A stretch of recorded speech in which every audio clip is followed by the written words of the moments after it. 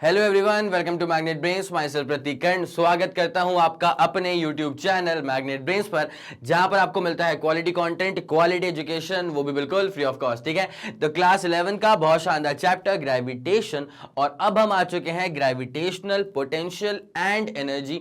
काफी बच्चों को लगता है कि सर ये दोनों एक ही चीज नहीं है क्या, ग्रेविटेशनल पोटेंशियल और उसको प्यार से एनर्जी भी बोल सकते हैं। नहीं बेटा, ऐसा कुछ भी नहीं होता है। ग्रेविटेशनल पोटेंशियल अलग होता है और ग्रेविटेशनल पोटेंशियल एनर्जी एकदम अलग अलहदा चीज है। ठीक है, तो बिना समय लगाए जल्दी से जल्दी स्टार्ट करते हैं और आपको लेके चलते हैं पहले वाले कंटेंट की तरफ। सर ये पहला वाला कंटेंट क्या है? प्यार से लिखा हुआ है यहां पे ग्रेविटेशनल फील्ड। क्या लिखा हुआ है?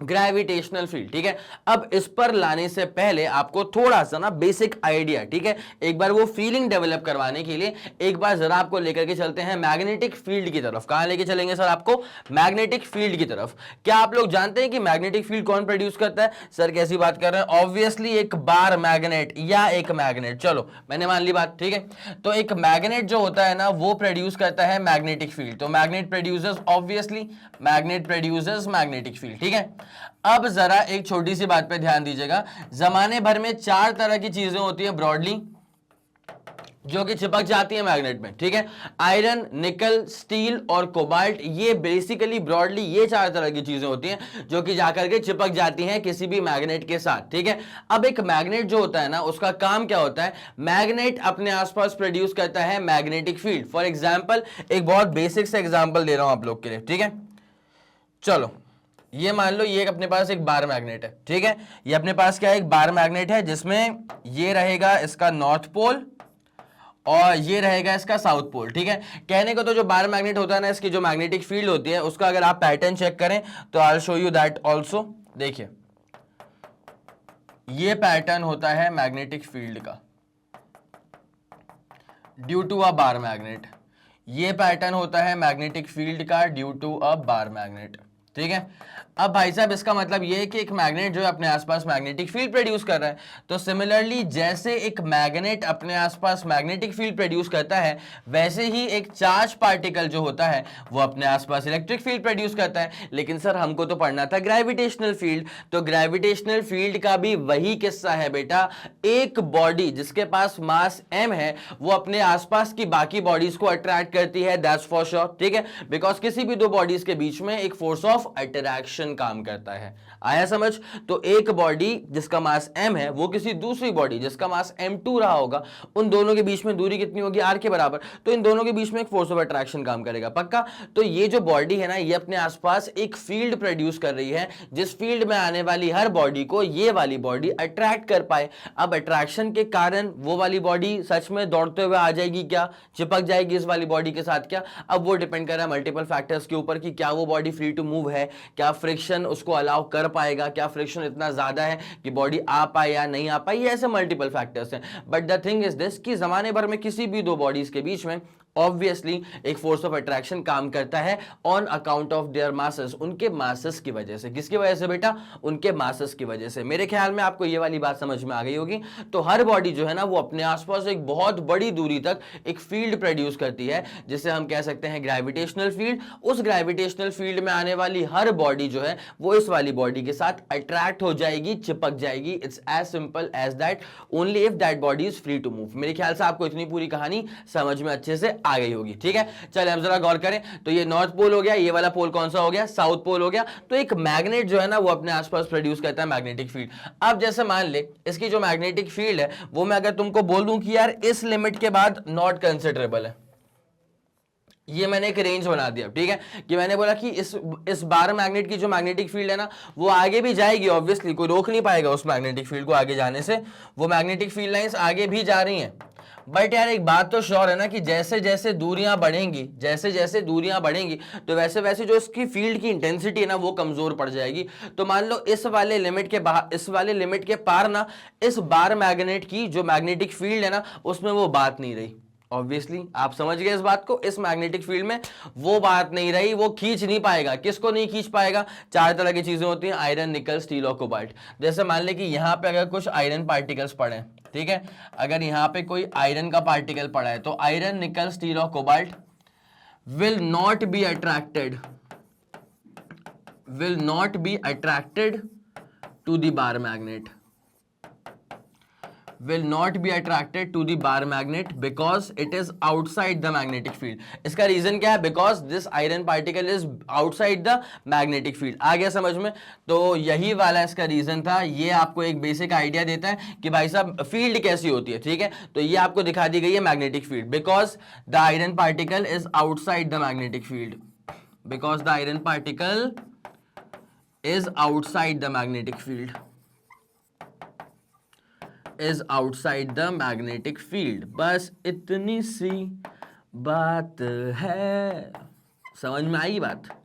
चले फिर, पक्का क्लियर हो गया. तो एक मैग्नेट, एक बार मैग्नेट जो है वो अपने आसपास मैग्नेटिक फील्ड प्रोड्यूस करता है. तो वैसे एक मैसिव बॉडी जो होती है वो अपने आसपास ग्रेविटेशनल फील्ड प्रोड्यूस करती है. ठीक है, एक चार्ज बॉडी जो होती है वो अपने आसपास इलेक्ट्रिक फील्ड प्रोड्यूस करती है. पक्का.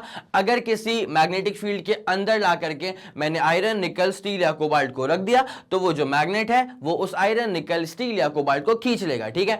अगर किसी चार्ज ने जो इलेक्ट्रिक फील्ड प्रोड्यूस करी है, अगर उस इलेक्ट्रिक फील्ड के अंदर मैंने किसी दूसरे चार्ज को रख दिया तो इन दोनों के बीच में अट्रैक्शन वाला फोर्स भी काम कर सकता है, रिपल्शन वाला फोर्स भी काम कर सकता है. अब वो डिपेंड करता है सर इस बात पे, अगर दोनों लाइक चार्जेस हुए तो they will repel each other, अगर दोनों अनलाइक चार्जेस हुए तो they will attract each other. It's as simple as that. मेरे ख्याल से इतनी कहानी आपको समझ में आ गई होगी. अब वैसे ही ग्रेविटेशनल फील्ड वाले केस में क्या होता है, एक बॉडी रखी है तो वो अपने आसपास क्या प्रोड्यूस कर रही है? ग्रेविटेशनल फील्ड प्रोड्यूस कर रही है. अब उस ग्रेविटेशनल फील्ड के अंदर अगर मैं किसी दूसरे पार्टिकल को रख दूंगा तो इन दोनों के बीच में काम करेगा फोर्स ऑफ अट्रैक्शन. ये वाली बात आपको समझ में आ गई? ठीक है, पक्का.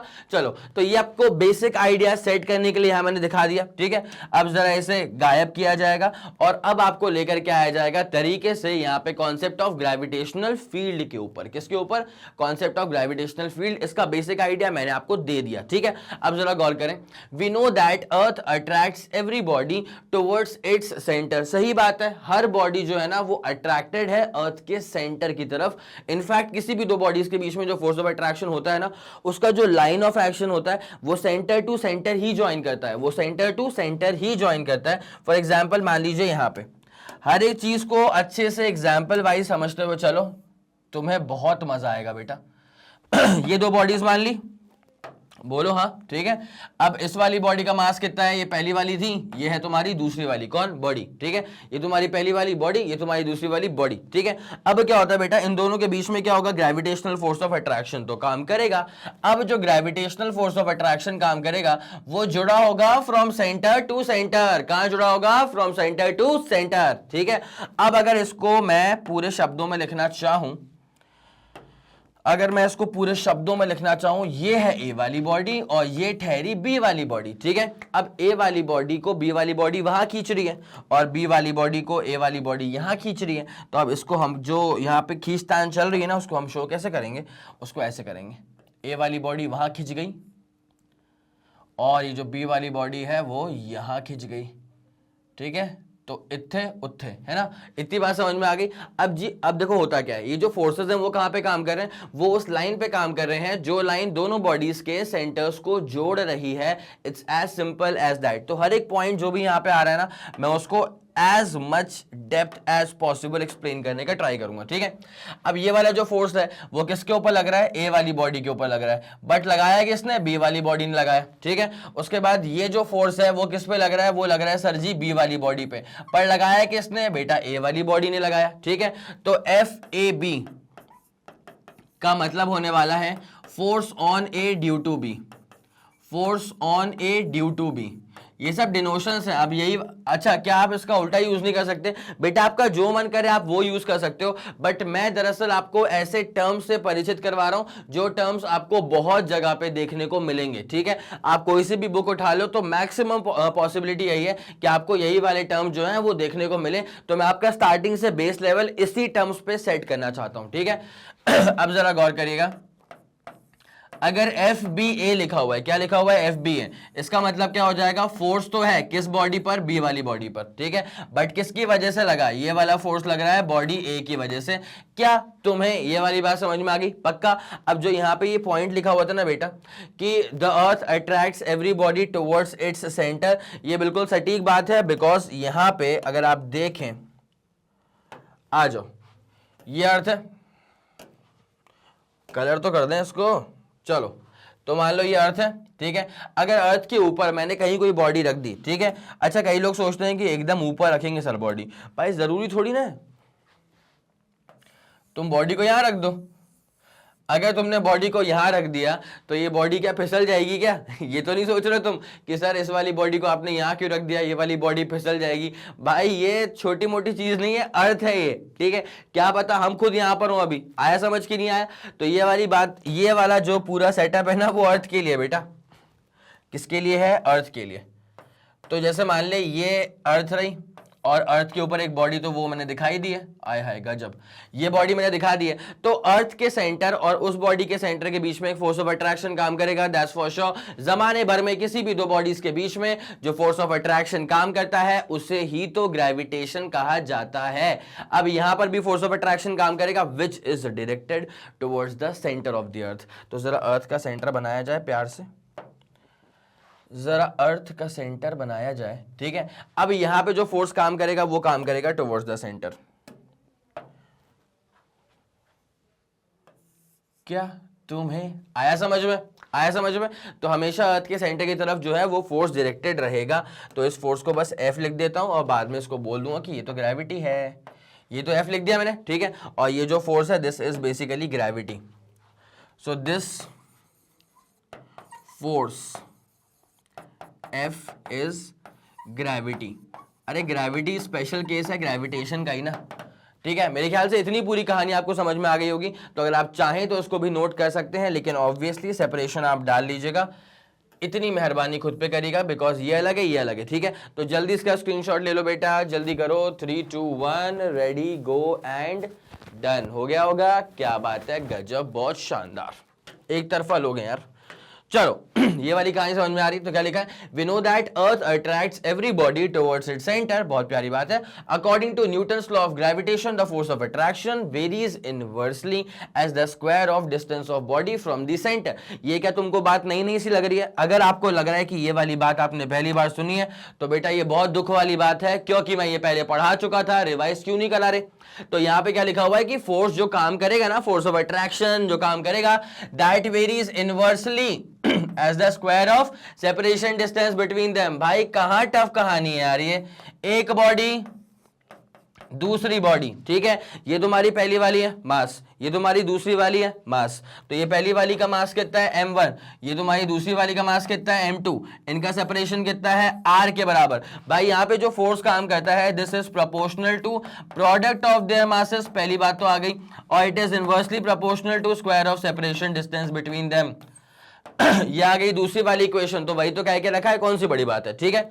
उसके बाद क्या लिखा है बेटा? This shows that in the space all around the earth its gravitational pull can be experienced by other material bodies. अगर हम स्पेशली अर्थ के रिस्पेक्ट में बात करें तो सही बात है, अर्थ है उसके आसपास भाई कितनी सारी बॉडीज हैं, और हर बॉडी और अर्थ के बीच में, हर बॉडी और अर्थ के बीच में, हर बॉडी और अर्थ के बीच में एक बहुत शानदार फोर्स ऑफ अट्रैक्शन काम करेगा। इसका मतलब अर्थ ने ना अपना पूरा ग्रेविटेशनल पुल जो है वो फैला के रखा हुआ है। तो वो जो स्पेस है जहां तक कोई बॉडी अगर है उसको अर्थ खींच लेगी, तो वो उस पूरे स्पेस में अर्थ ने क्या प्रोड्यूस कर दिया है? अपनी ग्रेविटेशनल फील्ड प्रोड्यूस कर दी है।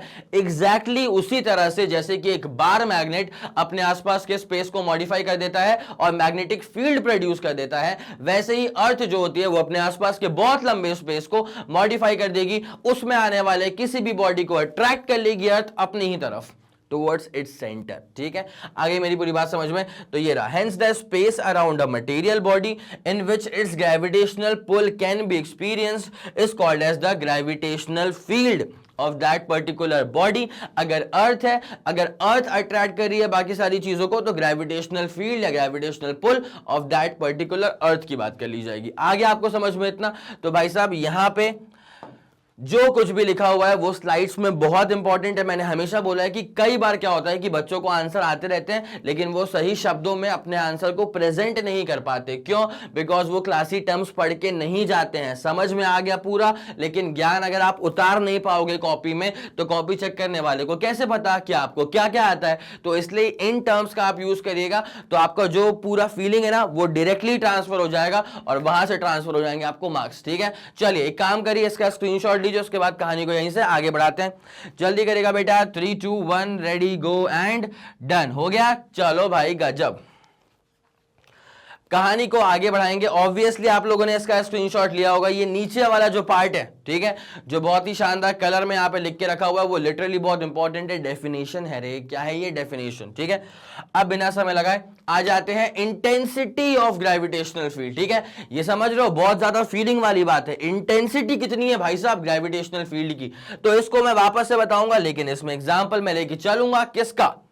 एक बार तो आने दो बार मैग्नेट को। ये है बार मैग्नेट, ठीक है।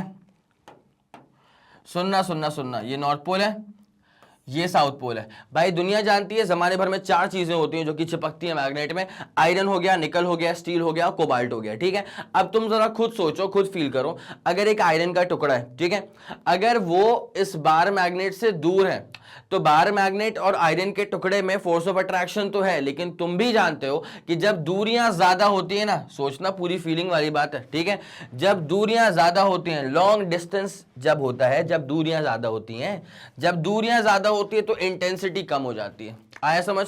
क्या तुम इस बात को फील कर पाए? ठीक है, अगर तुम फील कर पाए तो भाई साहब कमेंट सेक्शन में लिख देना कि हाँ सर हमको समझ में आ गया कि जब डिस्टेंस ज्यादा हो जाता है तो इंटेंसिटी जो है ना वो कम हो जाती है। आ गया समझ? चलो, लेकिन उसी का उल्टा, अगर दूरियां कम हो गई, ठीक है, अगर नजदीकियां बढ़ गई, किसके बीच में? मैग्नेट और आयरन। मैं जो बोल रहा हूं वही समझ रहे हैं ना, ये मैग्नेट और आयरन के बीच में अगर दूरियां कम हो गई, नजदीकियां बढ़ गई, ठीक है, तो यहां पे क्या होता है कि इंटेंसिटी भी बढ़ जाती है, ठीक है। आ गया समझ? तो दूरियां बढ़ने से इंटेंसिटी कम और दूरियां कम होने से इंटेंसिटी ज्यादा हो जाती है। It's as simple as that. पक्का? इतना पूरा क्लियर है?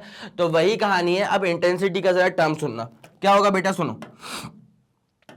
अगर एक आयरन का नेल यहां पे रखा है, ठीक है, तो यहां पे इसका पोजीशन 1 हो गया, और एक आयरन का नेल मान ले यहां पे रखा हुआ है, ठीक है। अब आप लोग भी जानते हैं कि ये वाला जो पॉइंट है ना, यहां पे intensity of magnetic field is high. इसको मैं एक काम करता हूं, P1 नाम देता हूं, इसको मैं काम करता हूं P2 नाम देता हूं, ठीक है। तो भाई साहब बस ये समझना है आपको, ये लिखना है आपको कि जैसे आप बार मैग्नेट के पास होना, तो जो इंटेंसिटी है किसकी? मैग्नेटिक फील्ड की जो इंटेंसिटी है वो यहां पे ज्यादा स्ट्रांग है, और जैसे आप दूर लेकर के जाओगे आयरन के नेल को, तो जो मैग्नेटिक फील्ड की इंटेंसिटी है वो थोड़ी सी कम हो जाएगी, कमजोर हो जाएगी। तो उसको लिख देंगे कि the magnetic field intensity, the magnetic field intensity is more at point P1 when compared to point P2, ठीक है, when compared to point P2। चलिए भैया, तो ये वाली पूरी कहानी जो है आपको अच्छे से क्लियर हो गई होगी। अब सेम कहानी होती है ग्रेविटेशनल फील्ड की इंटेंसिटी के साथ भी, ठीक है भाई। अगर आप अर्थ की बात करें, ठीक है, अब अर्थ के पास 2 पॉइंट ले लेते हैं। जैसे मान लो कि अगर जहां पे मैं अभी खड़ा हूं ना, मान लो कि वो अर्थ का बेस लाइन है, या जहां तुम बैठे हो ना, मान लो कि वो अर्थ का मतलब सरफेस है, वो अर्थ का सरफेस है। अब एक पॉइंट मैंने यहां पे लिया, तुमको दिखाई दे रहा होगा, ठीक है। एक पॉइंट मैंने मान लिया यहां पे ले लिया, एक पॉइंट ये वाला, एक पॉइंट ये वाला, ठीक है। तो क्या होता है, जो पॉइंट अर्थ के पास होगा उस पे ज्यादा तरीके से फोर्स लगा रही होगी अर्थ, और जो पॉइंट अर्थ से दूर होगा वहां पे थोड़ा सा कम फोर्स लगा रही होगी कौन? अर्थ, ठीक है। तो भाई साहब कहां पे ज्यादा इंटेंसिटी है? ग्रेविटेशनल फील्ड की इंटेंसिटी कहां पे ज्यादा है बेटा? वो वाला पॉइंट जो कि अर्थ के सरफेस के पास है। आगे समझ? तो इंटेंसिटी को डिफाइन कैसे करा गया है? इंटेंसिटी को डिफाइन करा गया है भाई, मैंने अभी तुम्हें फील कैसे करवाया? इंटेंसिटी, फोर्स की जानकारी दे करके ना, कि भाई इस वाले पॉइंट पे फोर्स बहुत शानदार है, मतलब इंटेंसिटी बहुत शानदार है। इस वाले पॉइंट पर ग्रेविटेशनल फोर्स जो है अर्थ का, दैट इज ग्रेविटी वाला फोर्स, तो जो वो फोर्स है वो कम है, तो यहां पे अगर फोर्स कम है तो इंटेंसिटी भी कम। इसका मतलब intensity is defined as the force. भाई साहब ये है सबसे प्यारा, अति महत्वपूर्ण point. Intensity at a point is defined as the force, यही तो है। यही लोग नहीं समझते हैं, फिर उसको सोचते हैं कि सर ये तो बहुत न्यूमेरिकल वाला पर्सपेक्टिव हो गया। भाई न्यूमेरिकल वाला नहीं हुआ, कॉमन सेंस वाला हो गया। यहाँ पे खुद सोचो ना, इस वाले पॉइंट पे इंटेंसिटी क्यों कम है? बिकॉज फोर्स कम लगा रही है अर्थ। इस वाले पॉइंट पर मतलब यहाँ ज्यादा है, इस वाले पॉइंट पर इंटेंसिटी क्यों कम है? बिकॉज यहाँ पर फोर्स कम लगा रही है अर्थ। आ गया समझ? तो यहाँ पे क्या हो गया, intensity at a point is defined as the force acting per unit mass. भाई इस वाले पॉइंट पर और इस वाले पॉइंट पे कुछ तो मास रखा होगा ना तुमने, ठीक है, जिस पर तुम फोर्स को इवैल्यूएट कर रहे होगे। तुम बोलोगे नहीं नहीं हम तो अपने हाथ पे इवैल्यूएट करें, तो ठीक है भैया तुम्हारे हाथ का मास ले लेंगे। आया समझ के नहीं आया? तो जिस पॉइंट पे आप निकालते हैं ना इंटेंसिटी ऑफ ग्रेविटेशनल फील्ड, उस पॉइंट पे कुछ मास तो रखना पड़ेगा, हवा की थोड़ी निकाल देंगे। आया समझ? उस पॉइंट पर अगर कोई मास प्लेस्ड है तो उस पर कितना शानदार फोर्स काम कर रहा है, that is defined as the intensity. ठीक है, तो at a point is defined as the force acting per unit mass, force acting per unit mass placed at that point, placed at that point। तो ये वाली पूरी कहानी जो है वो आपको समझ में आ गई होगी। अगर आप चाहें तो ऑब्वियसली इसका भी स्क्रीनशॉट ले सकते हैं। जल्दी करना बेटा, 3 2 1 रेडी गो एंड डन। अरे गजब नहीं यार, बहुत शानदार। चलो अब जरा इसकी थ्योरी पकड़ो, ठीक है। जो मैंने बताया ना, जो मैंने फील दिलवाया वो सब यहां पे लिखा हुआ है। ऑब्वियसली वही वाली बात कि शब्दों का प्रयोग आपको अच्छे से करना पड़ेगा। वो कब करेंगे? जब आप सुन चुके होंगे अच्छे शब्द। तो यहां पे the intensity of gravitational field जो कि निकालनी थी, of a body at a point in the field is defined as the force experienced by a body of unit mass, जो मैंने प्लेस करके रखा था, at that point provided the presence of unit mass does not disturb the original gravitational field. ठीक है भाई, अर्थ अपने आसपास क्या प्रोड्यूस कर रहे हैं? Magnetic field. ठीक है, अब मैं इसके आसपास 100 बॉडीज लेकर के आ जाऊं तो भी अर्थ ने जो मैग्नेटिक फील्ड या जो ग्रेविटेशनल फील्ड प्रोड्यूस करी है, क्या वो डिस्टर्ब होगी? नहीं डिस्टर्ब होगी। सो जस्ट मेंटेन दैट कि जो भी आप किसी भी पॉइंट ऑब्जेक्ट को अगर आप लेकर के आ रहे हैं, जस्ट मेंटेन दैट कि उससे अर्थ की जो ग्रेविटेशनल फील्ड है वो डिस्टर्ब ना हो, वो होती भी नहीं है। ठीक है, आ गया समझ में? तो इंटेंसिटी को डिफाइन करा गया as the force experience by a body of unit mass. ठीक है बेटा, यहां से ना जो ये चीजें आ रही है ना, पहली बात तो क्या हो गया, इंटेंसिटी मतलब I is defined as the force experience by a body of unit mass. M naught बोल रहे उसको, तुम बुरा मानोगे क्या? नहीं ना, एम नॉट मतलब यूनिट मास। ठीक है, अरे place that point provided the presence of unit mass does not disturb the gravitational field, original gravitational field। ठीक है, आगे समझ। अभी करवाता हूं उसका एक्सप्रेशन तो और भी क्लियर हो जाएगा। अच्छा, इसका मतलब क्या है? इंटेंसिटी जो है वो एक्सेलरेशन के बराबर है, एसआई यूनिट ये आ गई, तो वगैरह वगैरह ये चीजें आई कैसे? तो पहला वाला पॉइंट तो बाय डेफिनेशन था, फीलिंग में दिलवा चुका था, डेरिवेशन में अभी करवा रहा हूं। उसके बाद ये दो पॉइंट भी बहुत आहिस्ता से बहुत प्यार से क्लियर हो जाएंगे। चलो अब आपको लेके चलें जरा से कार्यक्रम के ऊपर। बनाए धरती, ठीक है ना? ओके, ये ले लिया अपन ने अर्थ। ठीक है, अब यहां पे क्या है कि एक छोटा सा यूनिट मास तो प्लेस कर देते हैं। ये प्लेस किया रे, ठीक है, एक हल्का सा मास प्लेस किया, और इसका मास भी कितना ले लेंगे? इसका मास लेट्स टेक इसका मास एज एम नॉट। क्या ले लिया? इसका मास एम नॉट ले लिया। अब अर्थ का जो पूरा मास है ना वो उसके सेंटर पर ही कॉन्सेंट्रेटेड है। अर्थ का पूरा मास इसके सेंटर पर कॉन्सेंट्रेटेड है, कैपिटल एम ले लेते हैं। ठीक है, अब यार इन दोनों के बीच में जो फोर्स काम करेगा ना, obviously G m1 m2 by R का स्क्वायर। ठीक है, अच्छा मैं क्या मान रहा हूं कि भाई यहां से लेकर के यहां तक कितना हो गया? 6400 किलोमीटर। उसमें अगर 10-12 मीटर ऐड करना पड़ेगा तो क्या ही फर्क पड़ेगा? कोई फर्क नहीं पड़ेगा। तो इसका मतलब भाई साहब मैं ये बोलना चाह रहा हूं आपसे कि जो ये दूरियां है ना, जो ये सेंटर से लेकर के यहां तक की दूरियां है ना, वो बहुत ही अप्रोक्सीमेटली इक्वल टू रेडियस के बराबर ही हो गया। किसके बराबर हो गया? This entire distance is approximately equal to radius only, because मैंने क्या बोला, अर्थ के सरफेस से थोड़ा बहुत ही थोड़ा सा ही बस ऊपर गए। ठीक है, तो क्या हो जाएगा? 6400 प्लस 10-12 मीटर, क्या फर्क पड़ता है यार? तो रेडियस ऑफ अर्थ के बराबर पक्का। अब यहां पे जो इंटेंसिटी है ना बेटा, intensity of the gravitational field, obviously कोई मैग्नेट तो यहां पर नहीं है कि मैग्नेटिक फील्ड की बात करूं, ना ही कोई चार्ज यहां पर है कि इलेक्ट्रिक फील्ड की बात करूं। तो intensity of gravitational field is defined as the force acting per unit mass. ठीक है, एम नॉट बोल देता हूं, इसका मास क्या लेके चल रहे थे अपन? Am not. अब जरा गौर करना, ये वाली बात अगर आपको समझ में आ गई तो एक बात मैं आपको यहीं के यहीं बता दूं, आपको आसानी होगी और ज्यादा। भाई देखो, इंटेंसिटी का फॉर्मूला क्या आ गया? जनता ने देख लिया है फॉर्मूला इंटेंसिटी का, फोर्स अपॉन मास आ गया। भाई जरा सा याद करो, 9th क्लास का टॉपिक है ये तो यार। फोर्स अपॉन मास क्या होता है, जल्दी बताओ, कमेंट सेक्शन में जाओ और जल्दी से लिख दो कि सर जी फोर्स अपॉन मास ये होता है। बिकॉज लिटरली ये चीज अभी स्लाइड में भी लिखी हुई थी और जब इस पर बेस्ड क्वेश्चन आएगा तो उस पॉइंट को आपको मेंशन करना पड़ेगा कि इंटेंसिटी एग्जैक्टली किसके बराबर है। ठीक है, तो क्या पूछा मैंने सवाल कि फोर्स अपॉन मास क्या होता है, काम तुम्हारा क्या रहा, फोर्स अपॉन मास क्या होता है, काम तुम्हारा क्या है। वीडियो को पॉज करो, कमेंट सेक्शन में जाओ, सर आपने इस टाइम पे ये सवाल पूछा था और ये रहा इसका आंसर। ठीक है, चलो बहुत शानदार। वैसे यार बच्चे बड़े स्मार्ट हैं, बच्चे बड़े स्मार्ट हैं भाई आंसर दे रहे हैं। बेटा फोर्स अपॉन मास जो होता है ना वो होता है एक्सेलरेशन। ठीक है, फोर्स अपॉन मास क्या होता है, एक्सेलरेशन। अब तुम बोलो नहीं सही बताओ सर, तो इसका मतलब तो ये कि इंटेंसिटी जो है वो किसके बराबर हो गया, एक्सेलरेशन के बराबर। मैंने बोला बिल्कुल हो गया, बुरा मानने वाली क्या बात है। तो इंटेंसिटी क्या होता है, फोर्स अपॉन मास, और दुनिया जानती है कि फोर्स अपॉन मास क्या होता है, एक्सेलरेशन। उसमें तुम भी जानते हो, कमेंट सेक्शन में तुमने लिख भी दिया होगा।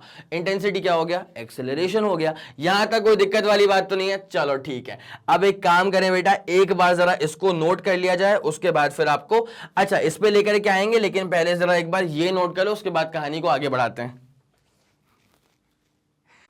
चलिए फिर, बहुत शानदार, इसको आप लोगों ने चेक कर लिया होगा अच्छे से। अब जरा इसे देखा जाए, इंटेंसिटी क्या हो गया, फोर्स अपॉन यूनिट मास। ठीक है, इज इक्वल टू क्या होता है, acceleration. Because force upon mass का फॉर्मूला वैसे भी क्या होता है, एक्सेलरेशन। ठीक है, अब आपको थोड़ा सा यहां पे बारीक बातें बताई जाएंगी। ठीक है, देखो भैया, इंटेंसिटी क्या लिखा हुआ है, force acting per unit mass. ठीक है भाई, फोर्स क्या होता है यार, किसी भी दो बॉडीज का अगर दो बॉडीज है, एक का मास m है, एक का मास m0 है, दूरियां कितनी है वहां पे r के बराबर, तो ऑब्वियसली यहां पर जो फोर्स काम करेगा g mass of earth, mass of दूसरी वाली बॉडी अपॉन r का स्क्वायर।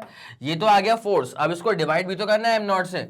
जैसे m0 से डिवाइड करूंगा तो गुजरने वाले गुजर गए, जाने वाले को वैसे भी कौन रोक पाया। तो इसके बाद जो इंटेंसिटी बचेगा, इसके बाद जो इंटेंसिटी बचेगा वो बचेगा gm बाई आर का स्क्वायर। यहां पर बेटा मैंने अर्थ की बात करी थी, तो m आ गया मास ऑफ अर्थ और r आ गया वो रेडियस ऑफ अर्थ। ठीक है, अब अगर ऐसा मैं अर्थ की बात नहीं करूं, किसी दूसरी बॉडी की बात करूं, तो वहां पे मास आएगी दूसरे वाली बॉडी की, और उसके बाद पहली वाली बॉडी से दूसरी वाली बॉडी की दूरियां आ जाएंगी वहां पे। तो ये रहा बेसिक फॉर्मूला। किसका बेसिक फॉर्मूला रहा बेटा, ये इंटेंसिटी का। किसका बेसिक फॉर्मूला रहा है, इंटेंसिटी का। और ऑब्वियसली किसके बराबर आ चुका है, ये एक्सेलरेशन के बराबर आ चुका है। ठीक है, अच्छा इसी के दम पे ना आप दो तीन चीजें इसमें और ऐड अप कर सकते हो। सर क्या ऐड अप कर सकते हैं, तो जरा गौर करिएगा, मैं आपको बताता हूं यहीं पे। भाई इंटेंसिटी की यूनिट क्या होगी, यूनिट ऑफ इंटेंसिटी। अगर आप गौर करें तो इंटेंसिटी की यूनिट क्या होगी, देखिए, या तो आप जाइए इस वाले बेसिक फॉर्मूले से कि intensity is defined as the force acting per unit mass. तो फोर्स बोले तो न्यूटन और पर यूनिट मास बोले तो पर केजी। ठीक है, या तो आप ये भी समझ जाओ कि इंटेंसिटी किसके बराबर है, एक्सेलरेशन के बराबर है। अगर एक्सेलरेशन के बराबर है तो मीटर पर सेकेंड स्क्वायर नहीं हो जाएगा। आया समझ के नहीं आया, पक्का। तो एक तो फंडा ये वाला हो गया। उसके बाद एक और एडिशनल चीज मैं आप लोग के लिए यहाँ पे कवर अप कर देता हूँ कि सर यूनिट तो हो गई है, डायमेंशनल फॉर्मूला क्या होगा, क्या डायमेंशनल फॉर्मूला क्या होगा यार। डायमेंशनल फॉर्मूला की अगर बात करी जा रही है तो आप ये सोचिए ना कि डायमेंशनल फॉर्मूला किसका, इंटेंसिटी का। इंटेंसिटी किसके बराबर है बेटा, एक्सेलरेशन के बराबर है। तो डायमेंशनल फॉर्मूला इंटेंसिटी का किसके बराबर हो जाएगा, वही जो एक्सेलरेशन के बराबर। ठीक है, अब क्या होता है एक्सेलरेशन का डायमेंशनल फॉर्मूला, यूनिट क्या होती है, मीटर पर सेकेंड स्क्वायर। तो मीटर मतलब l और पर सेकेंड स्क्वायर मतलब t की पावर -2। तो मास आ रहा है क्या इसके अंदर, g नहीं, बिल्कुल मास नहीं आ रहा, m0 L1 और t क्या हो जाएगा, t की पावर क्या हो जाएगी -2। It's as simple as that. मेरे ख्याल से आपको ये वाली पूरी कहानी अच्छे से दिमाग में बैठ गई होगी। ठीक है, नोट कर लिया इसको आप लोगों ने, पक्का। 3 2 1 रेडी गो एंड डन। ठीक है, ओके, इसको मैं एक बार ना अब आपको उसकी थ्योरी दिखा दी जाए। ठीक है, तो क्या लिखा हुआ है, the intensity of gravitational field of a body at a point in the field is defined as the वही force acting per unit mass. ठीक है, प्लेस दैट पॉइंट, जिस पॉइंट पर आपको इंटेंसिटी निकालनी थी। अगर मुझे इस वाले पॉइंट पे निकालनी इंटेंसिटी तो फिर मैं यूनिट मास को इस वाले पॉइंट पर प्लेस करूंगा। तो let me call this point as point P। ठीक है, और लिख देते हैं कि intensity is to be evaluated at point P। लिख दूं उसको, intensity is meant to be evaluated. Intensity is meant to be evaluated. Intensity is meant to be evaluated at point P. Point P पर आप intensity evaluate करना चाह रहे थे, ठीक है। अब उसके बाद वही चीजें हैं कि यूनिट मास जो है जो रखा गया था वो डिस्टर्ब नहीं करेगा ग्रेविटेशनल फील्ड के ओरिएंटेशन को, बिल्कुल नहीं करेगा। चलो ठीक है, it means that intensity of gravitational field at a point in the gravitational field is equal to the acceleration, is equal to the acceleration. किसका एक्सेलरेशन? भाई साहब ये यूनिट मास का, इसको आप प्यार से टेस्ट मास भी कह सकते हो। ये टर्म उठाया गया था इलेक्ट्रोस्टैटिक्स में, वहां पे टेस्ट चार्ज हुआ करता था, यहाँ पे टेस्ट मास बोल दिया, इससे कोई दिक्कत वाली बात नहीं। Place that particular point, okay. और यूनिट SI यूनिट क्या होती है? इसकी एक्सेलरेशन के बराबर, मतलब मीटर पर सेकेंड स्क्वायर। चलिए भैया, इतनी पूरी कहानी आपको अच्छे से समझ में आ गई, तो भी काम करो, एक बार जरा इसका स्क्रीनशॉट ले लो। उसके बाद अब इंटेंसिटी ऑफ ग्रेविटेशनल फील्ड खत्म हो चुका है, अब हम स्टार्ट करने वाले हैं तरीके से पूरा बेसिक, पूरा ज्ञान लेने के बाद अब हम स्टार्ट करेंगे ग्रेविटेशनल पोटेंशियल और फिर ग्रेविटेशनल पोटेंशियल एनर्जी। इसका स्क्रीनशॉट लो, फिर अपन आगे बढ़ते हैं। जल्दी करना बेटा, 3 2 1 रेडी गो एंड डन। क्या बात है, हो गया हो गया हो गया, नोट कर लिया इसको तरीके से, चलो हो गया, चलो बहुत शानदार बेटा। आगे बढ़ते हैं, अब आ गए हैं हम ग्रेविटेशनल पोटेंशियल के ऊपर। किसके ऊपर आ गए हैं? Gravitational potential. अलग होता है ग्रेविटेशनल पोटेंशियल एनर्जी, ठीक है। अगर कोई आपसे पूछ रहा है कि आपको निकालना है ग्रेविटेशनल पोटेंशियल, आप उसको V से रिप्रेजेंट कर सकते हैं। अब ग्रेविटेशनल पोटेंशियल किसी पॉइंट पे निकालना होगा तो V सबस्क्रिप्ट P बोल दिया मैंने। क्या बोल दिया इसको मैंने? V subscript P। इसका मतलब होता है ग्रेविटेशनल पोटेंशियल, इसका मतलब होता है gravitational potential at point P। इसका मतलब होता है gravitational potential at point P। इसका मतलब किसी पॉइंट पे निकालना पड़ेगा ना पोटेंशियल, ठीक है। आगे समझ में। अब क्या लिखा हुआ है? Gravitational potential eight a point in gravitational field of a body. Gravitational field किसकी है? किसी बॉडी की है। जैसे मैग्नेटिक फील्ड किसकी होती है? किसी मैग्नेट की होती है। इलेक्ट्रिक फील्ड किसकी होती है? किसी चार्ज की होती है। तो वैसे ही ग्रेविटेशनल फील्ड किसकी होती है? किसी बॉडी की होती है, ठीक है। On account of its mass is defined as the amount of work done. Gravitational potential of a body at a point P is defined as the amount of work done in bringing a body of unit mass, in bringing a body of unit mass m naught from infinity to that particular point. आया को समझ? Definition देखते सही formula develop कैसे किया गया, यह आया समझ? किसी भी पॉइंट पर अगर आपको ग्रेविटेशनल पोटेंशियल निकालना है तो this is equal to amount of work done in moving a unit mass. M naught मतलब यूनिट मास अगर बोला है ना, M naught is the unit mass. इसका मतलब एम नॉट की जो वैल्यू है ये आ जाएगी यूनिटी, मतलब क्या आ जाएगी? 1 आ जाएगी, ठीक है। तो potential at any point is defined as the amount of work done in moving a unit mass from infinity to that particular point P, जिस पॉइंट पे आपको निकालना है पोटेंशियल। तो मेरे ख्याल से पूरी कहानी आपको अच्छे से क्लियर हो गई होगी। तो एक काम करो बेटा, जल्दी एक बार इसको छाप लो, उसके बाद फिर कहानी को हम यहीं से स्टार्ट करते हैं। जल्दी छापो, जल्दी करो। चलिए बहुत शानदार, इसको आप लोगों ने नोट कर लिया होगा। तो ये इसका बेसिक आइडिया है। किसी भी पॉइंट पर अगर आपको ग्रेविटेशनल पोटेंशियल निकालना है तो उसके लिए कहानी क्या रची जाएगी कि भैया इन्फिनिटी से एक मास होगा m नॉट जिसकी वैल्यू होगी 1, उसको उठा करके लाओ, कितना वर्क करना पड़ा पर unit mass, that value will be called as the gravitational potential at that particular point. अब जो कुछ यहां पे लिखा हुआ था ऑब्वियसली डेरिवेशन तो आएगा इसका, तो अब वो कैसे करना पड़ेगा? तो शुरुआत करते हैं इसकी। ये तो हम नोट कर चुके थे ना पहले से ही, ये हम नोट कर चुके थे पहले से ही। अब आपको आगे लेके चलते हैं, ठीक है। करें शुरू। तो अब देखने वाले हैं ग्रेविटेशनल पोटेंशियल। स्टार्ट करेंगे बेटा, डेरिवेशन पे आ गए हैं। कहाँ पे आ गए हैं सर? डेरिवेशन पे आ गए। ग्रेविटेशनल पोटेंशियल, ग्रेविटेशनल पोटेंशियल पे आ गए हैं। मतलब V subscript P, this is the gravitational potential.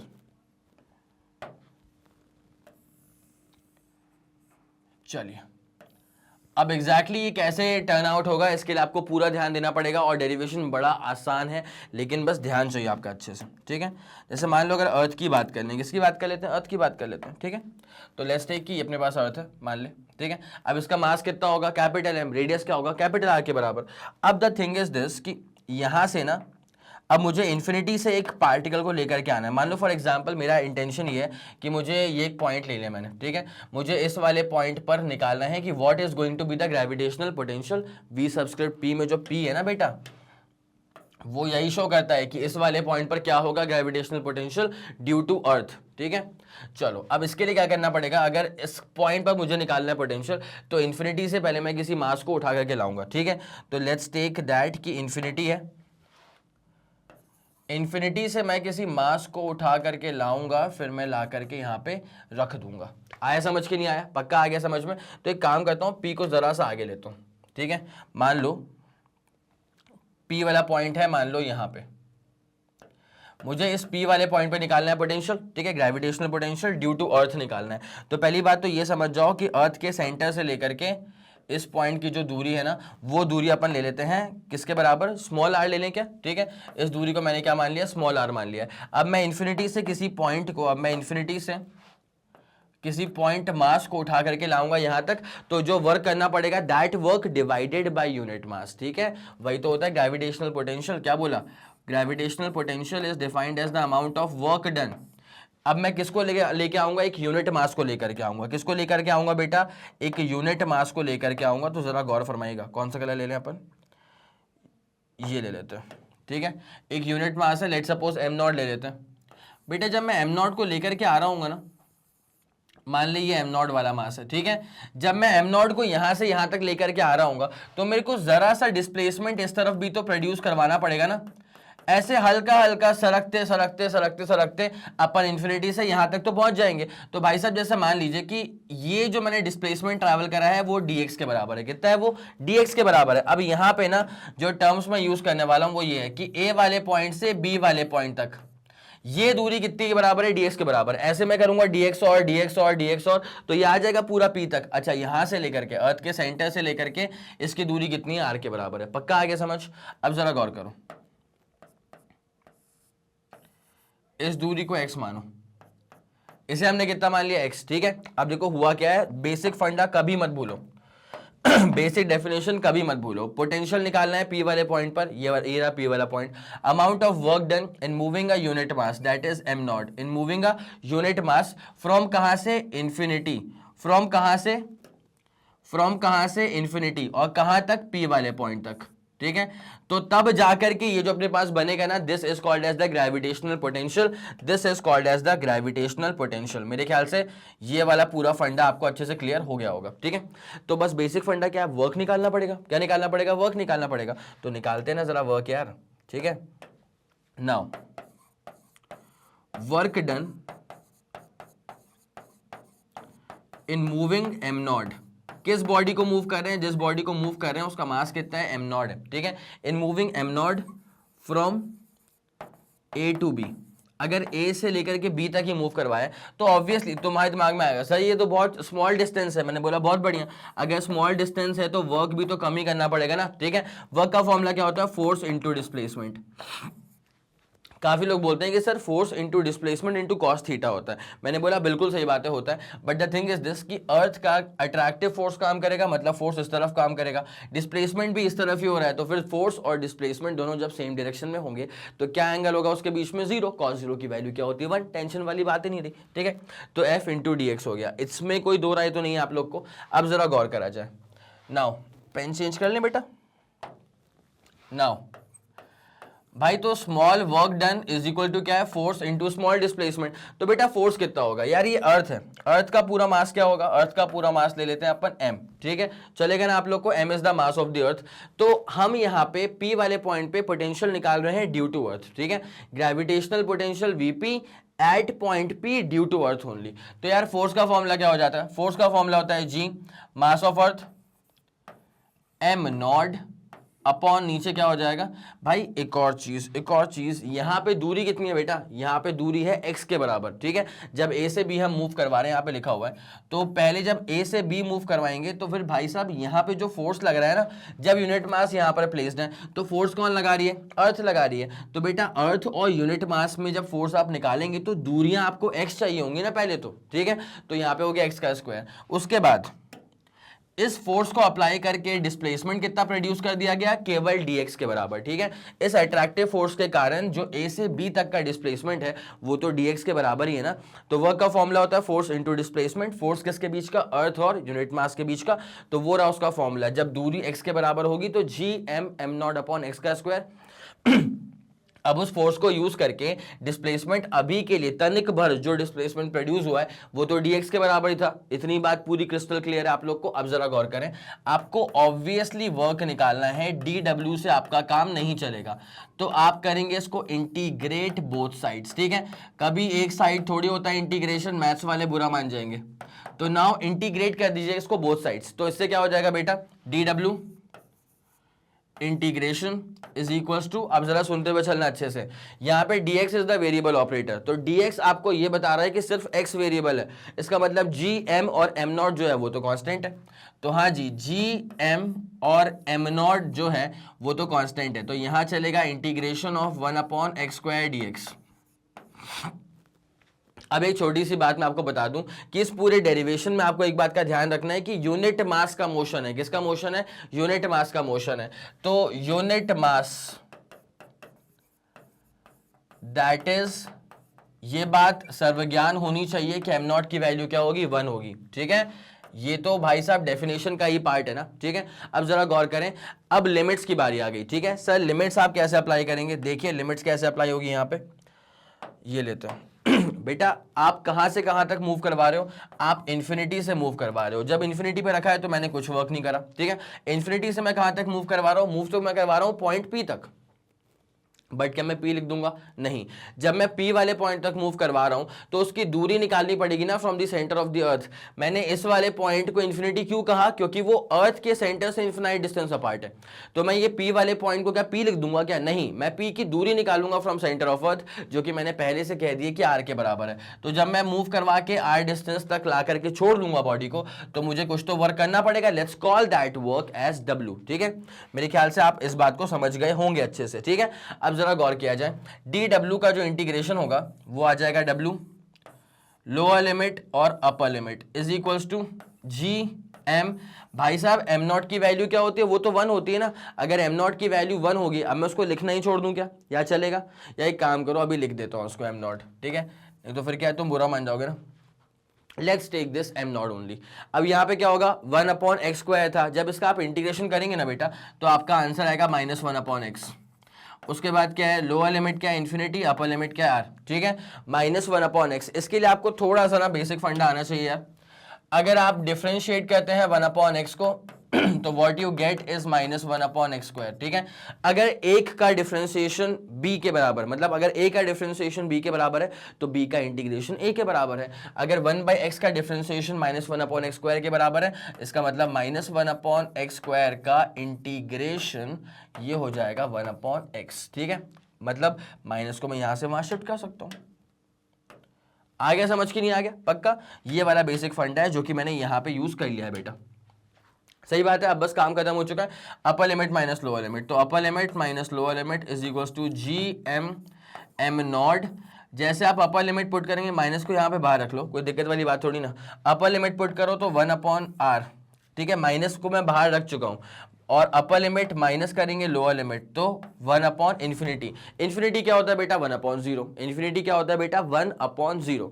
जैसे मैं इसको 1 अपॉन 0 करूंगा वो गायब हो गया। जैसे वो गायब हो गया तो वर्क डन जो आ जाएगा ना बेटा, वो आ जाएगा -G M M not upon नीचे क्या आ जाएगा, आर के बराबर। और इस बात को बिल्कुल मत भूलिएगा कि जो वर्क आपने किया है, this is basically the work done in moving the mass from infinity to that particular point P, ठीक है। अभी ये सिर्फ वर्क आया, अब तो काम खत्म ही हो गया है। अगर आपका वर्क आ चुका है ना तो कुछ नहीं करना है, वर्क को बस डिवाइड करना है m नॉट से। तो ये जो वर्क आपको दिख रहा है इसको डिवाइड कर दूंगा मैं m नॉट से। तो अभी के लिए काम करो, डब्बे में डाल लेते हैं इसको डब्बे में डाल लो। पहले जरा इतना नोट कर लो एक बार, ठीक है। एक बार इसको नोट कर लो, इसको बोलते हैं फर्स्ट इक्वेशन,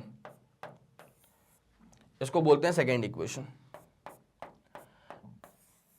एक बार जरा इसको नोट कर लो, उसके बाद बस डिवाइड मारना है, पोटेंशियल मिल जाएगा। तो जल्दी आप इसका स्क्रीनशॉट लेंगे बेटा, जल्दी करेंगे बेटा, जल्दी करेंगे। 3 2 1 रेडी गो एंड डन। हो गया, डन है, पूरा सीन क्लियर है। चलो गजब, ठीक है। तो ये आपका वर्क वाला हिस्सा जो है वो पूरा खत्म हो चुका था, minus G M M not upon R आ गया था। अब बस मैं एक काम कर दूं, यहां पे फ्रॉम इतना लिखने के बाद, इतना तो आप लोगों ने कॉपी में लिख भी लिया होगा ना, इतना आप लोगों ने कॉपी में लिख भी लिया होगा भाई साहब, बहुत ज्यादा इंपॉर्टेंट है, नोट करते हुए चलना साथ साथ, ठीक है। अदरवाइज क्या है, फिर छूट जाएगा, फिर रोना आएगा अपने को कि अरे यार छूट गया छूट गया। ठीक है, शुरू करें, आप जरा गौर करो। नाउ फ्रॉम फर्स्ट मतलब पहली वाली इक्वेशन एंड सेकेंड मतलब दूसरी वाली equation, now from first and second equation we have, पहली और दूसरी इक्वेशन को देख करके हमें समझ में आता है कि भाई साहब जैसे कि कहा गया था कविता में कि potential at point P due to earth is equal to work done in moving a body from infinity to that particular point per unit mass. ठीक है, अब जरा कुछ नहीं करना है इसमें, बहुत सिंपल सा काम है। यहाँ पे क्या हो जाएगा बेटा, ये कितना आया था, ये कितना, सेकेंड इक्वेशन कितना आया था वो, minus G M M not upon नीचे आर आ गया था, इसको डिवाइड करेंगे अपन किससे, एम नॉट से। जैसे आप इसको डिवाइड करोगे एम नॉट से, बात खत्म। ठीक है, तो यहाँ पे ग्रेविटेशनल पोटेंशियल कितना आ जाएगा, minus G M by R. ये रहा final,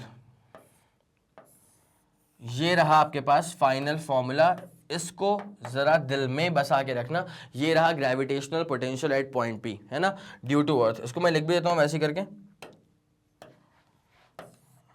this is gravitational potential. सबसे इंपॉर्टेंट ये ग्रेविटेशनल पोटेंशियल तो है, बट किसकी वजह से, ठीक है। सो this is gravitational potential at point P, this is the gravitational potential at point P, वो भी किसकी वजह से, ड्यू टू अर्थ।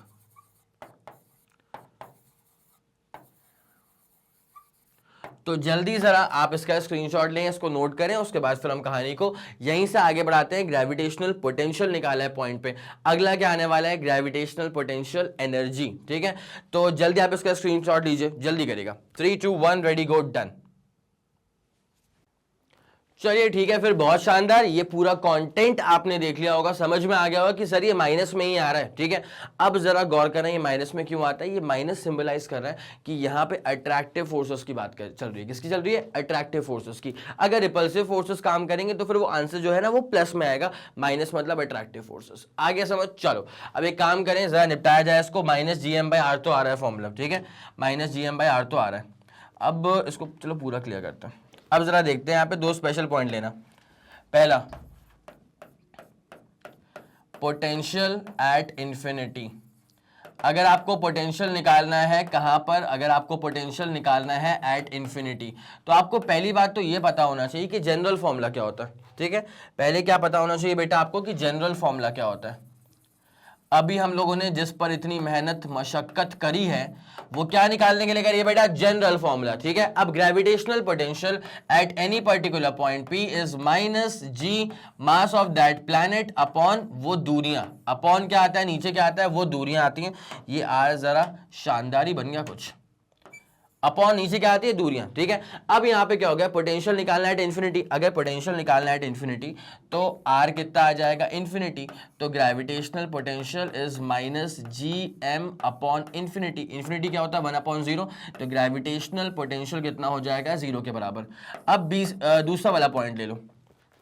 अगर आपको ग्रेविटेशनल पोटेंशियल निकालना है on the surface of earth, अगर आपको ग्रेविटेशनल पोटेंशियल निकालना है on the surface of earth, अगर आपको बेटा ग्रेविटेशनल पोटेंशियल निकालना है on the surface of earth, तो कोई दिक्कत वाली बात नहीं है भाई साहब। अपन जानते हैं कि जो दूरियां आती है ना आर, वो दरअसल कहां से आई थी, वो आई थी प्लैनेट के सेंटर से। कहां से आई थी, प्लैनेट के सेंटर से। अब अगर आपको अर्थ के सेंटर पे ही अगर आपको अर्थ के सरफेस पे ही निकालना है तो कौन सी बड़ी बात हो गई, अर्थ का सरफेस। अब अर्थ का सरफेस ले लो, मान लो कि ये वाला पॉइंट है,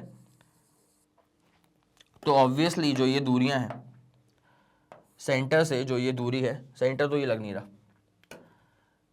सटीक पॉइंट लेते हैं। अरे गजब नहीं यार, सेंटर से जो ये दूरी है, अब तो ये आर के बराबर ही है ना, आर इज इक्वल टू क्या हो गया, अब तो आर के बराबर ही आ गया, तो यहां पे ऑब्वियसली जो फॉर्मूला डेवलप होगा वो हो जाएगा माइनस जी एम ओवर, पहले क्या था आर था, तो अब ये आ जाएगा minus G M by R which is a constant. ठीक है, सरफेस पे ये जो पूरी वैल्यू है दिस इज अ कांस्टेंट।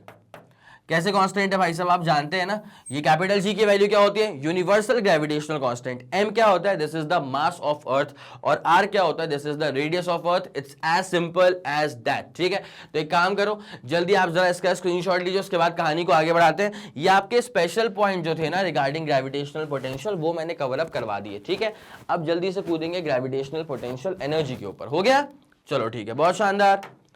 अब ये वाला केस आपका पूरा डन हो चुका है। अब आते हैं आपको ग्रेविटेशनल पोटेंशियल एनर्जी को लेकर के। ठीक है, अच्छा एक और छोटी सी बात है, अगर ग्रेविटेशनल पोटेंशियल की आपको यूनिट जाननी हो, ठीक है, just go with the formula ना, टेंशन तो लो ही मत।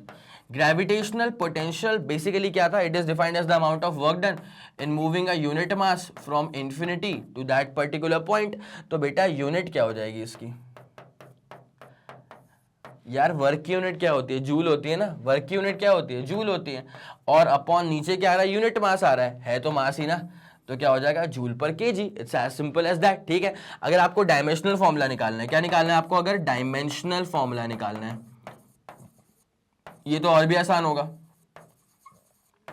सुनो तो वर्क अपॉन क्या है, मास है। ठीक है, तो वर्क का मतलब एनर्जी, एनर्जी मतलब ml2t-2। वर्क का मतलब क्या होता है, एनर्जी, और एनर्जी का डायमेंशनल फॉर्मूला क्या होता है, ml2t-2 अपॉन कर देना यहाँ पे m। जैसे आप इसको निपटाओगे तो L2t-2 is going to be the final dimensional formula for gravitational potential. मेरे ख्याल से पूरी कहानी समझ में आ गई होगी। एक बार चाहो तो उसका भी स्क्रीनशॉट लो, उसके बाद कहानी को आगे बढ़ाते हैं। जल्दी करो बेटा, 3 2 1 रेडी गो एंड डन। हो गया, चलो क्लियर अप। और अब आ रहे हैं हम फाइनली ग्रेविटेशनल पोटेंशियल एनर्जी के ऊपर। पोटेंशियल पढ़ चुके थे, अब इसका आखिरी हिस्सा आ चुका है ग्रेविटेशनल पोटेंशियल एनर्जी। इसका डेरिवेशन काफी हद तक सेम ही होता है, पोटेंशियल जैसा ही होता है, बस एक हल्का सा अंतर आता है। वो भी क्या अंतर है, वो पूरा डिस्कस करूंगा। एक बार एक काम करो, एक बार ये जो चीजें यहाँ पे लिख के रखी हुई हैं जरा पढ़ के देखना। पढ़ लोगे आधा काम वहीं पे खत्म हो जाएगा, फिर डेरिवेशन वाला पार्ट होगा वो तो मैं करवाने ही वाला हूं। ठीक है, एक बार जरा देखो क्या लिखा हुआ है, उसके बाद फिर इसको मैं स्टार्ट करता हूं। जल्दी करिएगा प्लीज।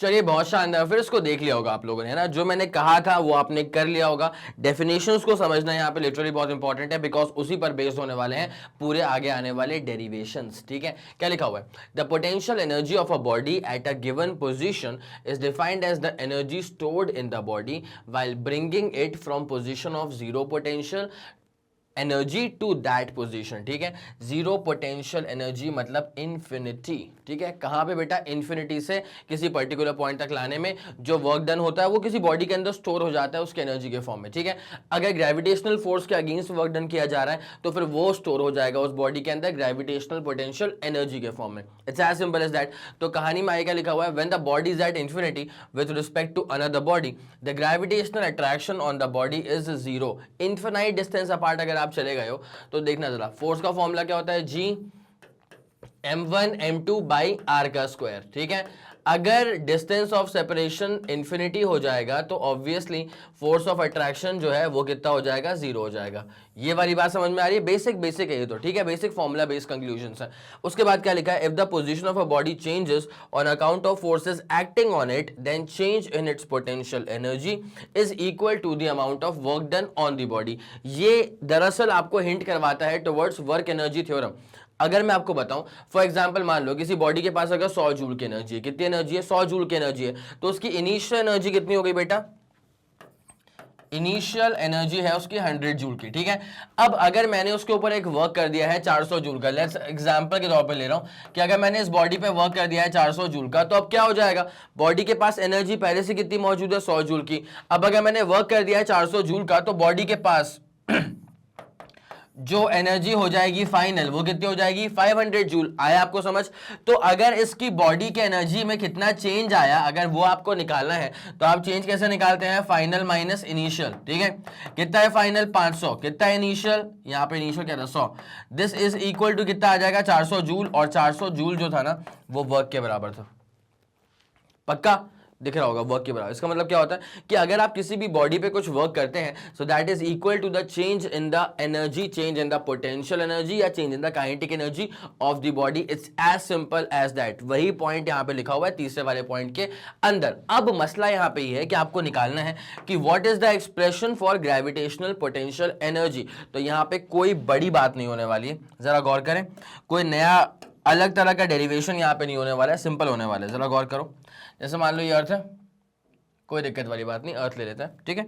उसके बाद क्या होगा कि यहाँ पे ना इन्फिनिटी से मैं एक बॉडी को मूव करवा के लाऊंगा फॉर श्योर, ठीक है।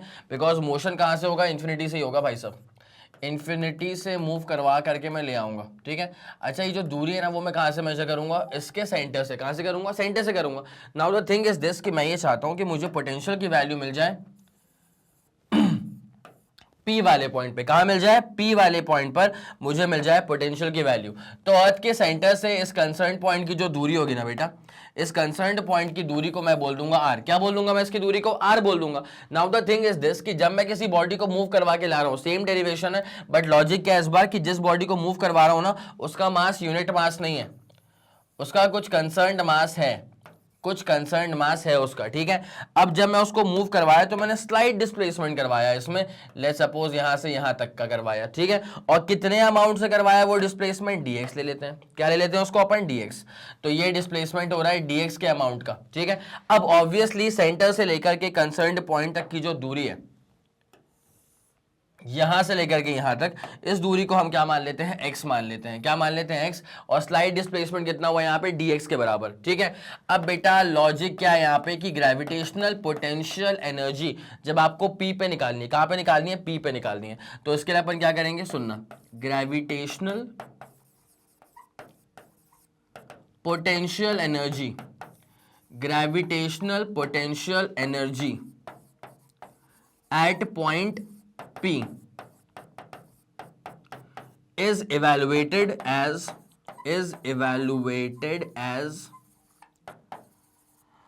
सुनना बहुत ही प्यार से, अगर आपको निकालना है gravitational potential energy, so this is just equal to the amount of work done in moving a body from infinity to concern point P। और ये हम पहले भी निकाल चुके हैं कि इन्फिनिटी से कंसर्न पॉइंट P तक मूव करवाने में जो वर्क डन लगता है उसका फॉर्मूला आया था G(m)(m) अपॉन नीचे आ गया था R। क्या आ गया था नीचे, R आ गया था। उसके बाद उस डेरिवेशन में पोटेंशियल निकालने वाले में यहाँ पे m नॉट था, फिर उसको डिवाइड भी किया था m नॉट से, आ रहा होगा कुछ याद। लेकिन यहाँ पे ऐसा कुछ नहीं होता है। ग्रेविटेशनल पोटेंशियल एनर्जी जो होती है ना, this is just equal to the work done in moving a body, any body, कोई जरूरत नहीं है कि यूनिट मास ही हो, any body of any mass from infinity to that particular point, ठीक है। तो इसका मतलब जो फॉर्मूला अपने पास आ जाएगा वो आ जाएगा G(m)(m) अपॉन R। अगर दो अलग अलग बॉडीज होती हैं, ठीक है, जरूरी नहीं कि अर्थ की आप बात करें, ठीक है, तो वहां पे आप क्या ले लेंगे, G(m1m2/r)। It's as simple as that, ठीक है। तो ये रही आपके पास अल्टीमेट एक्सप्रेशन और इसकी यूनिट क्या हो जाएगी, unit is obviously joules. Unit is obviously joules. Gravitational potential energy है, एनर्जी किसके बराबर आ रही है, वर्क के बराबर आ रही है। कहानी यहीं पे खत्म हो गई, यूनिट क्या हो गई इसकी, जूल्स, ठीक है। अब एक काम करें, पहले जरा आप इसका स्क्रीनशॉट लें, उसके बाद आपको स्लाइड की थ्योरी दिखाता हूं। हो गया, 3 2 1 रेडी गो एंड डन। हो गया बेटा, चलिए ठीक है, आगे बढ़े से अब। ओके, ये रहा आपके पास पूरा कंटेंट थ्योरी वाला जो मैं आपसे डिस्कस कर चुका था और यहीं पे आपका समाप्त हो जाएगा ग्रेविटेशनल पोटेंशियल भी और ग्रेविटेशनल पोटेंशियल एनर्जी भी। फॉर्मूला अच्छे से दिमाग में बिठा के रखना, ठीक है, पक्का। तो जल्दी आप जरा इसको नोट करें, उसके बाद कहानी को हम यहीं पे एक एंड देते हैं। जल्दी करेगा बेटा, 3 2 1 रेडी गो done. Okay okay okay, sure है, चलो ठीक है। अब यहां पे एक छोटी सी बात मैं आपसे और करना चाहूंगा। देखिए U जो आपने निकाला है, ठीक है, दिस इज बेसिकली G(m)(m)/r, ठीक है। उस डेरिवेशन में ना अगर आप ध्यान दें, देखिए ये मैंने इसकी वैल्यू निकाल दी है। क्या निकाल दी मैंने, इसकी वैल्यू निकाल दी। क्यों, बिकॉज यहाँ पे एक माइनस साइन भी आया करता था। क्या आया करता था, माइनस साइन। वो माइनस क्या शो कर रहा था कि यार जो फोर्सेज है वो अट्रैक्टिव नेचर के हैं। तो यहाँ पे लिख दूंगा कि माइनस साइन, और ये माइनस साइन कब लूंगा मैं, जब मैं इसका मॉडुलस लेके नहीं चल रहा हूँ। तो minus sign if modulus is not taken, minus sign if modulus is not taken. तो माइनस साइन दरअसल क्या शो कर रहा था, माइनस साइन दरअसल ये शो कर रहा था कि जो फोर्सेस है उसका नेचर कैसा है बेटा, अट्रैक्टिव नेचर है। तो minus sign shows that, minus sign shows that forces are of attractive nature, forces are of attractive nature. बस इतनी सी बात है, ये छोटा सा पॉइंट था, इसको भी आप ऐड कर लेंगे तो बहुत शानदार रहेगा। ठीक है, तो कर लो जल्दी से, 3 2 1 रेडी गो एंड डन, हो गया। चलो बस ये हमारी कहानी थी। तो आज का जो हमारा पूरा कंटेंट था gravitational potential and gravitational potential energy, उम्मीद करता हूं कि आपको बहुत तरीके से समझ में आया होगा।